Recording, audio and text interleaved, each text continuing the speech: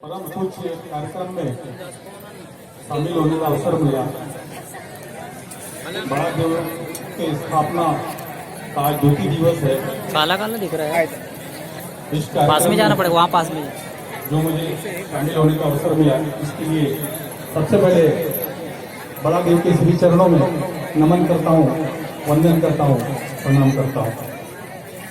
और इस ग्राम के सभी देवी देवताओं के चरणों में नमन करता हूँ, वंदन करता हूँ, प्रणाम करता हूँ।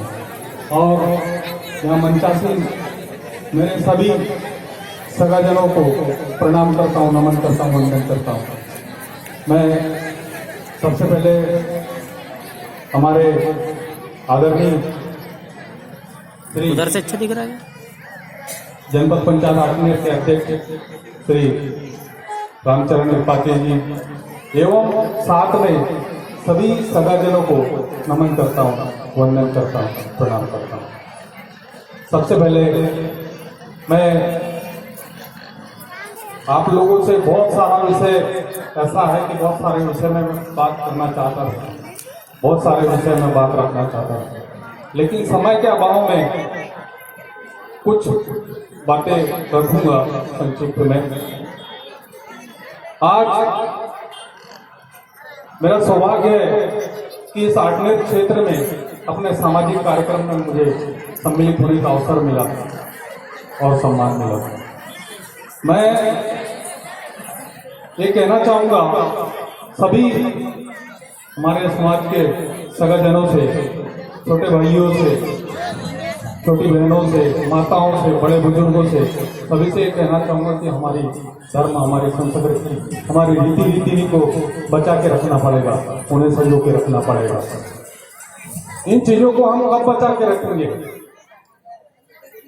जब हम हमारे समाज की संस्कृति, हमारे समाज की रीति जो कहते हैं अपन हमारे समाज में अखाड़ी पूजा, तो अखाड़ी पूजा से लेके अखाड़ी पूजा तक हमारे समाज के द्वारा क्या क्या कार्यक्रम किया जाता है, किस किस रीति का प्रयोग किया जाता है, किस किस कार्यक्रमों में, किस किस त्योहारों में कौन सा आयोजन किया जाता है, इन चीजों का नॉलेज होना चाहिए। हमारी युवा पीढ़ी को इस चीज का नॉलेज होना चाहिए। ये बड़े दुर्भाग्य की बात है कि आज हमारे समाज में कहीं कहीं रोड के किनारे वाले क्षेत्र में जो हाईवे से टच है, कुछ लोग, आज का जो युवा पीढ़ी है, हमारे समाज की रीति नीति, हमारे समाज की संस्कृति, हमारे समाज की भाषा, हमारे समाज की बोली भूलते जा रहे हैं।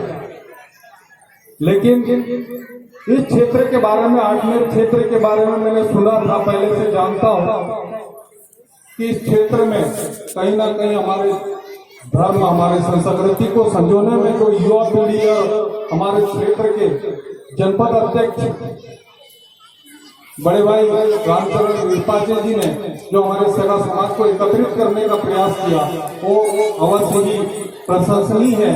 एक हमारे लिए एक प्रेरणादायक विचार है। हमें ऐसे हमारे युवा साथियों को एकत्रित करना पड़ेगा और हमारे धर्म और संस्कृति की रक्षा करना पड़ेगा। आज हमारे लिए बड़े गौरव की बात है और मैं अपने आप में सीना ठोक के ये कह सकता हूँ कि मैंने आदिवासी कुल में जन्म लिया, तो ये मेरे लिए बहुत बड़े सौभाग्य की बात है, सम्मान की बात है। आज मैं अपने समाज का इतिहास पढ़ता हूँ, अपने समाज का इतिहास जानने की कोशिश करता हूँ, अपने समाज के इतिहास के बारे में पढ़ता हूँ, तो मुझे गर्व महसूस होता है कि मैंने आदिवासी कुल में जन्म लिया। क्योंकि हमारे बैतूल जिले में जब हमारा देश पराधीन था, अंग्रेजों के अधीन था, अंग्रेजों का शासन था, उस समय में बैतूल जिले की धरती पर सबसे बड़ा आंदोलन में सबसे बड़ा योगदान किसी का है तो वो आदिवासी समाज का है, हमारे समाज का है, हमारे सगा समाज का। लेकिन इन लोगों को स्थान कहाँ मिला, इन लोगों को मान सम्मान कहाँ मिला, इन लोगों का कहाँ इतिहास या नाम दर्ज है, वो देखो आप। तो ये चीज सामने कब आएगा? इन चीजों के लिए हमें हमारे जो हमारे सम्मानीय, हमारे समाज के जो गौरव है, उन लोगों की जगह जगह हम लोगों को मूर्ति स्थापना करना पड़ेगा, उनके स्मारक के तौर पे कहीं स्कूल बनवाना पड़ेगा, कहीं पे बस स्टैंड बनवाना पड़ेगा, कहीं ना कहीं हमारे उन पूर्वजों के उन गौरवों का कहीं ना कहीं स्मारक बनवाना पड़ेगा, ताकि हमारे युवा पीढ़ी को ये बता सके कि ये हमारे समाज के गौरव थे, जिन्होंने अशिक्षित होते हुए भी, उस समय शिक्षा का अभाव होते हुए भी हमारे देश की रक्षा के लिए इन्होंने अपने प्राणों की आहुति दी। ऐसे हमारे समाज के गौरव हुए। लेकिन आज हम लोगों को इतिहास के पन्नों में कहीं जगह नहीं मिला। ये शर्म की बात है।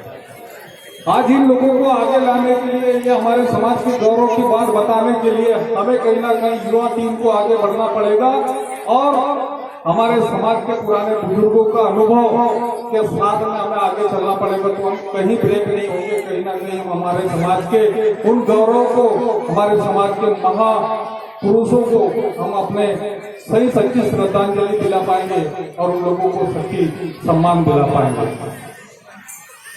आज मैं देखता हूं कि इस क्षेत्र में कम से कम हमारा संस्कृति जीवित है, हमारा धर्म जीवित है। लेकिन बड़े दुर्भाग्य की बात है, आज से कुछ दिन पहले एक विषय सामने आया था। मेरी उम्र तो उतना ज्यादा नहीं है, लेकिन फिर भी मेरे वरिष्ठ लोग बैठे यहाँ मंच पे, मैं कुछ बातें उन लोगों के सामने रखना चाहूंगा। क्या वो सही है? क्योंकि मैंने जितना अनुभव किया, जितना महसूस किया, वो चीज रखने में कहीं पीछे नहीं रहा। आज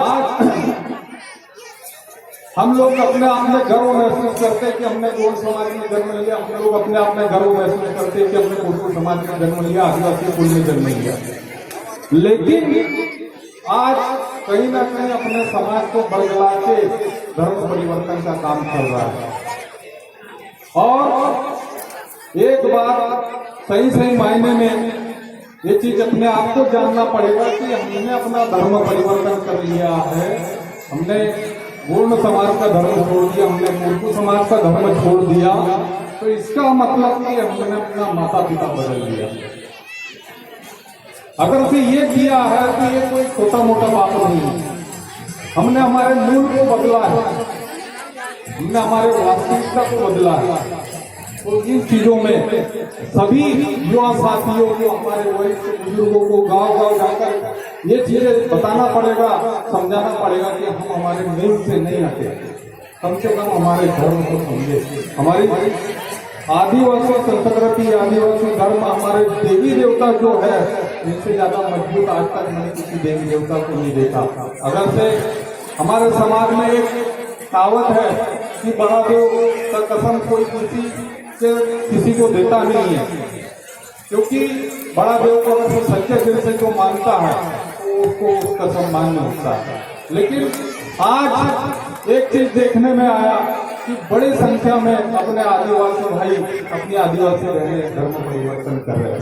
ये चिंता का विषय है हमारे लिए। इस चीज को हमें समझना पड़ेगा और हमारी संस्कृति, हमारे धर्म और हमारे स्वजाति बंधुओं को बचाना पड़ेगा कि कहीं ना कहीं ये लोग बीमारी, लाचारी में इन लोगों के ओर झुका होता है, अगर धर्म की ओर झुका होता है, वो लोग धर्म परिवर्तन में भाग ले लेते हैं। वो लोग तो बाध्य करते हैं कि पहले आपको धर्म परिवर्तन करना पड़ेगा, उसके बाद में हम लोग आपको ये बीमारी में सहयोग करेंगे, बीमारी में हम ये फलाना करेंगे, दवाई करेंगे, दुआ करेंगे।